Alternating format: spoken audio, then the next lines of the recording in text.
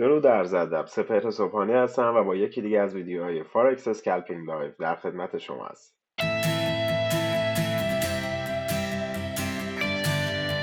در این ویدیو میخوایم نحوه ثبت نام در بروکر اولیم ترید رو به طور کامل برای شما شرح بدیم. جهت ثبت نام در بروکر اولیم ترید کافیه که یکی از مرورگرهای خودتون رو باز کنید و وارد سایت گوگل بشید. در قسمت سرچ میکنیم بررسی بروکر اولیم ترید فارکس اسکالپینگ لایو.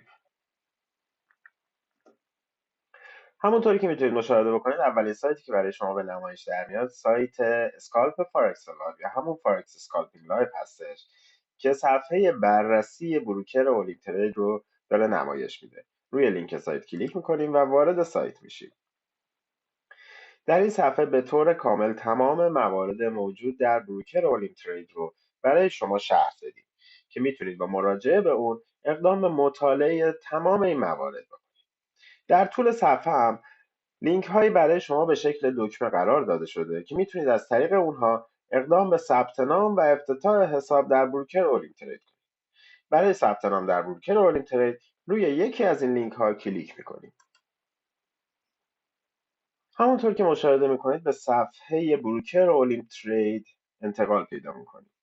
تو این صفحه با اسکرول موس به انتهای صفحه میاد. میتونید مشاهده بکنید که در اینجا برای شما یک فرم ثبت نام قرار داده شده. برای اینکه بتونید در بروکر اولیم ترید ثبت نام کنید کافیه که یه دونه ایمیل داشته باشید. در کادری که مشخص شده ایمیل خودتون رو وارد میکنید.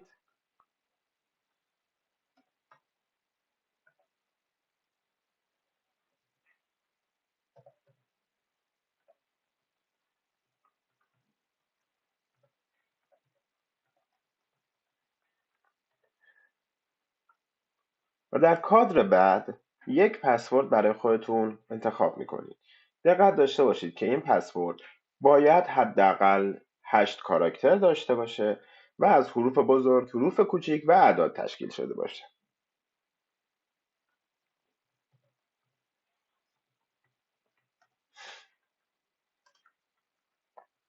بله، همونطور که مشاهده میکنید حروف بزرگ، حروف کوچک و اعداد. در انتها تیک تایید مقررات رو فعال کرده روی گزینه ریجستر کلیک میکنید.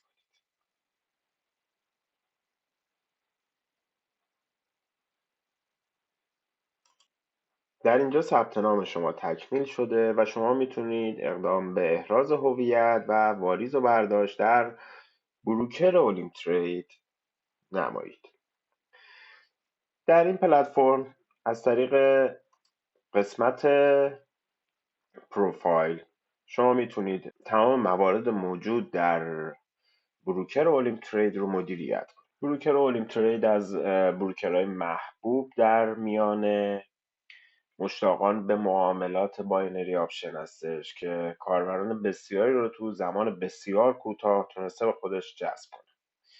این بروکر بونوس های بسیار فراوان و شرایط معاملاتی بسیار عالی داره که شما میتونید با مراجعه به صفحه بررسی بروکر اولیم ترید با تمام این شرایط و مزایا آشنا بشید. امیدوارم که این ویدیو براتون سودمند بوده باشه. تا آموزش بعد شاد باشید و پرسود.